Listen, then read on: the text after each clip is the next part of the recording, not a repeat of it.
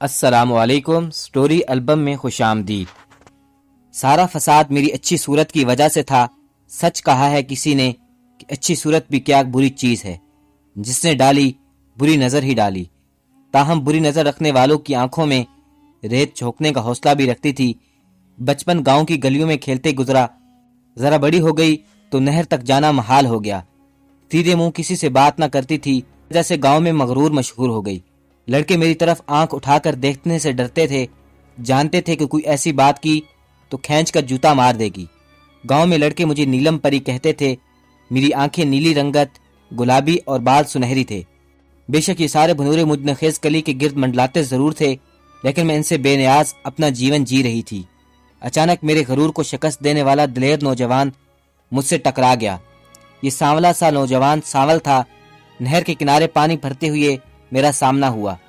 دو چار جملوں کی تکرار کے بعد نہ جانے کیا ہوا کہ اس کا پیار میری زندگی پر کیسے چھا گیا، جیسے پیاسی دھرتی پر بادلوں کے پر چھا جاتے ہیں۔ ان دنوں میرے والدین کو میری بیاہ کی فکر کھائے جا رہی تھی، اور میں تھی کسی نوجوان کو خاطر میں نہ لاتی۔ ساول نے جب میرے لیے رشتے کا پیغام بھجوایا تو میں خوشی سے کھل اٹھی۔ ماں باپ کی لاڈلی تھی اور وہ مجھے ہمیشہ خوش دیکھنے کے آرزومند تھے۔ ساول میں کوئی کمی نہ تھی۔ انہوں نے رشتہ قبول کر لیا تو رشتہ داروں کی امیدوں پر اوس جم گئی۔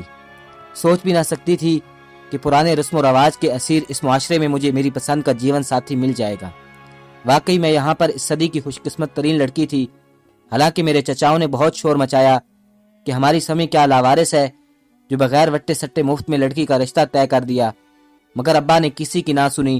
ان کو اندازہ تھا کہ اگر میں خوش رہ سکتی ہوں تو صرف سانول کے ساتھ، لہٰذا انہوں نے کسی قسم کی مصلحت یا سودے بازی سے کام نہیں لیا اور سانول کو میری زندگی کا مالک بنا دیا۔ ہم دونوں کی زندگی پیار کی پھولوں سے مہک رہی تھی۔ ہماری زندگی پر ہر کوئی رشک کرتا تھا۔ میں اس پر فدا تو وہ مجھ پر جان نثار کرتا تھا۔ ہم دونوں کے درمیان اتنا پیار تھا کہ ایک دوسرے کے بغیر کھانا نہ کھاتے تھے۔ زندگی کی گاڑی تو یوں ہی رواں دواں تھی۔ اچانک کسی دشمن نے سانول پر جھوٹا کیس بنوا کر اسے جیل کی سلاخوں کے پیچھے پہنچا دیا۔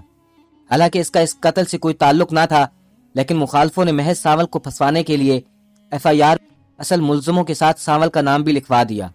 میرے سرتاج کو پولیس والے گرفتار کر کے لے گئے۔ میری دنیا اندھیر ہو گئی۔ یوں حالات کی ستم ظریفی نے ہم دونوں کو جدا کر دیا۔ چند دن تو میری کچھ سمجھ میں نہ آیا کہ کیا کروں۔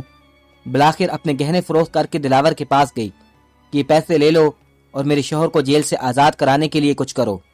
دلاور میرے والد کے کزن کا بیٹا تھا اور پولیس سب انسپیکٹر تھا۔ اس نے تسلی دی کہ فکر مت کرو، میں تمہاری ہر طرح سے مدد کروں گا۔ جانتا ہوں سانول بے گناہ ہے، اس رقم سے وکیل کرتا ہوں اور تمہاری سانول سے ملاقات بھی کراتا ہوں، اور تم بے فکر ہو جاؤ، اب سارا معاملہ مجھ پر چھوڑ دو۔ والد نے بھی دلاور پر بھروسہ کر لیا اور ہم نے اس کیس کے تمام معاملات اس پر سونپ دیے۔ وہ کیس کی پیروی کرنے میں ہماری مدد کرنے لگا، مگر سانول کو سزا ہو گئی۔ اس کو وہاں ضرورت کی تمام اشیاء پہنچانے کا ذمہ دلاور نے لے لیا اور وہ جیل میں سانول سے ہماری ملاقات بھی کرانے لگا تھا۔ میرے لیے اس کے سوا اور کوئی امید کی کرن نہ رہی۔ کچہری کے چکر کا متحمل میرا بوڑھا باپ ہرگز نہ ہو سکتا تھا۔ میں نے دلاور پر ہر معاملے میں تکیہ کر لیا، یہاں تک کہ اب وہ روز میرے گھر آنے لگا، میرا تمام گھریلو کام کرتا ہے اور ہر طرح سے میری مدد کرتا تھا۔ میں اپنے گھر میں اکیلی رہتی تھی۔ ایک بوڑھی ساس تھی جو بیٹے کے جیل جانے کے بعد اپنی شادی شدہ بیٹی کے پاس چلی گئی۔ میری بھابھی بہت شاطر عورت تھی۔ وہ میکے میں 2 دن کبھی میرا ہونا برداشت نہیں کرتی تھی۔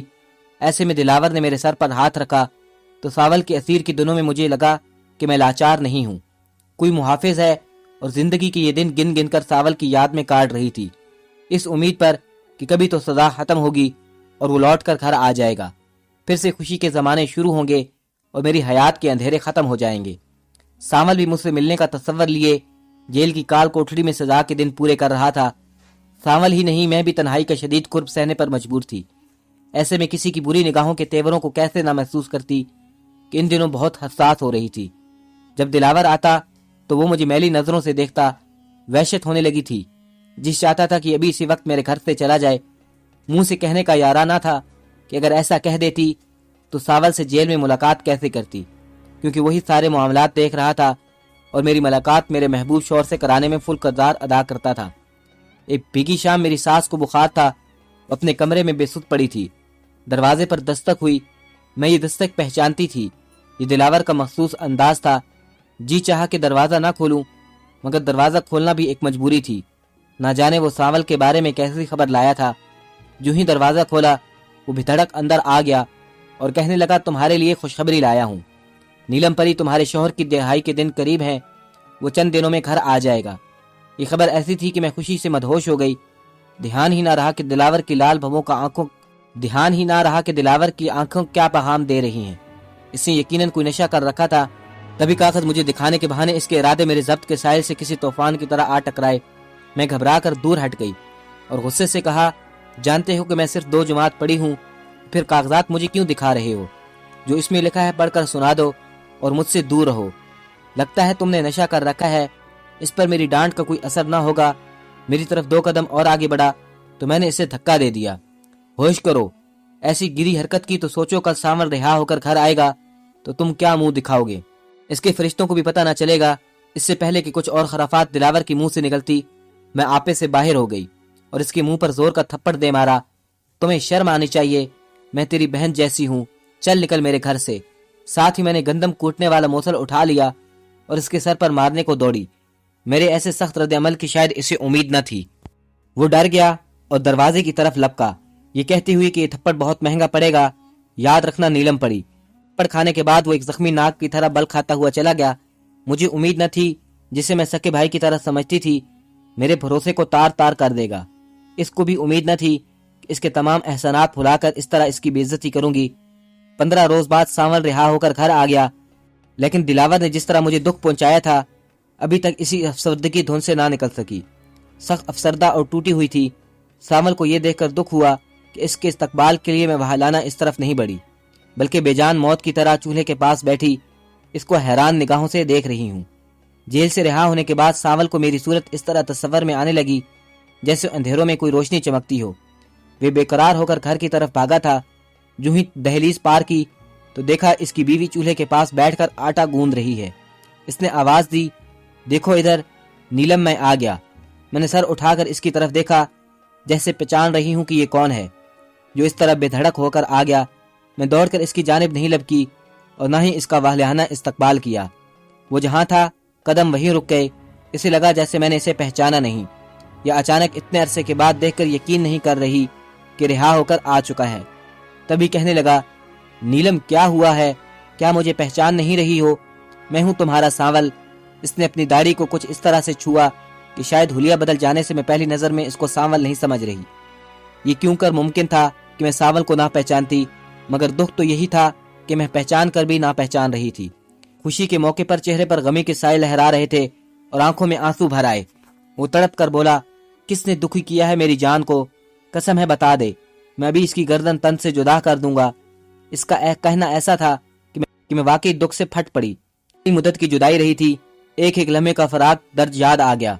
सांवल ने आगे बढ़कर प्यार से गले लगा लिया, आहिस्तगी से बोला, सच बता दे, किसने सताया है तुझे? मुझसे मिलने पर भी तुझे खुशी नहीं हुई? अपना दुख तूने दिलावर से क्यों ना कहा? वो तेरा पूरा ख्याल रख रहा था।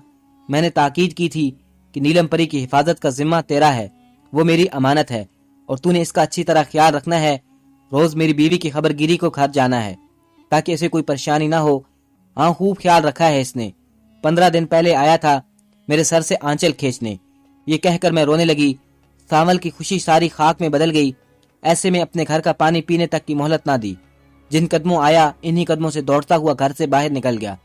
मैं इसे पुकारती रह गई। अब एहसास हुआ कि जल्दी में ये मैंने क्या कर दिया। इसे सांस तो लेने दिया होता। आते ही ये सब बताने की क्या जरूरत थी। शायद मेरा दिल गम से फटा जा रहा था कि सांवल को देखते ही ये दुख इसके दामन में अंडेल दिया। बगैर सोचे समझे इस पर क्या बीतेगी। मैं हाथ मलने लगी कि ए काश कुछ न बताती। बताना ही था तो जल्द न बताती, इसे आराम तो करने देती। कितने सालों बाद घर में कदम रखा था इसने। मुझे जो देखने की तड़प थी एकदम तोड़ गई। सांवल खेतों की तरफ गया, मैं इसके पीछे गई। निगाहें इसके कदमों के निशान तलाश कर रही थी। एक दरख्त तले दिलावर चारपाई डालकर लेटा था और आंखें बंद किए आराम कर रहा था। इसे खबर न थी कि मौत इसके सर पर आ पहुंची है। सांवल ने ललकारा, दिलावर बदबख्त उठ, तू क्या समझता था? जेल गया था, फांसी नहीं चढ़ गया। बेहया, भाई तो बहनों की इज्जत की मुहाफिज होते हैं। इनके सर के दुपट्टों की लाज रखते हैं। सर से दुपट्टे तो नहीं खींचते। تو نے تو زندہ دوست کی دوستی کا دامن داغدار کر دیا۔ ایسا کہتے ہوئے سانول نے خنجر نکالا اور اس کی طرف بڑھا اور بولا، سانول میرے بھائی رک جا، ہرگز وار نہ کرنا، میں نے ایسا کچھ نہیں کیا۔ اس دن میں نشے میں ضرور تھا، مگر میری بہن کے ایک تھپڑ نے میرا نشہ ختم کر دیا۔ تو کیا نیلم جھوٹ کہتی ہے؟ کیا ضرورت ہے اسے اس قسم کا جھوٹ بولنے کی، وہ بھی اپنے محسن کے بارے میں تہمت لگانے کی؟ ابھی وہ یہ بات کر رہے تھے کہ میں وہاں پہنچ گئی۔ نیلم، کیا تم نے اس پر جھوٹی تہمت لگائی ہے؟ اگر لگائی ہے تو کیوں؟ وضاحت دے مجھے، ابھی اسی بات کی، ابھی اور اسی وقت وضاحت چاہیے۔ میں نے جھوٹی تہمت نہیں لگائی۔ سانول، کیا اس نے میری طرف ہاتھ نہیں بڑھایا تھا اور میں نے جواب میں اس کے منہ پر تھپڑ نہیں مارا تھا کہ اب بھی یہ بے قصور ہے؟ بس اتنا ہی کافی تھا سانول کے لیے۔ میری یہ بات سن کر اس کے بازو میں بجلی سی پھرتی آ گئی، میں اسے نہ روک سکی، اس لیے خنجر سے اتنے وار کیے کہ دلاور بے جان ہو کر زمین پر گر گیا۔ یہ خنجر اس نے ہمسائے شمسو کی دکان سے اٹھایا تھا، وہ بھی اس کے پیچھے پیچھے 4 بندے لے کر آ گیا، کیونکہ اکیلے آنے سے خوف آ رہا تھا۔ سانول کو قتل کی سزا میں پھر جیل ہو گئی، اس بار عمر قید کی سزا ہوئی۔ ایک طویل عرصے اسے پھر آہنی سلاخوں کے پیچھے گزار کر جب وہ واپس آیا تو میں اس کے انتظار میں بوڑھی ہو چکی تھی۔ وہ کالے یرکان میں مبتلا ہو چکا تھا، صرف 2 ماہ زندہ رہ سکا۔ اس کی سزا تو ختم ہو گئی، لیکن میں آج تک نادانی کی سزا کاٹ رہی ہوں اور اپنے مرنے کا انتظار کر رہی ہوں۔ اللہ کسی کو ایسی دردناک سزا نہ دے۔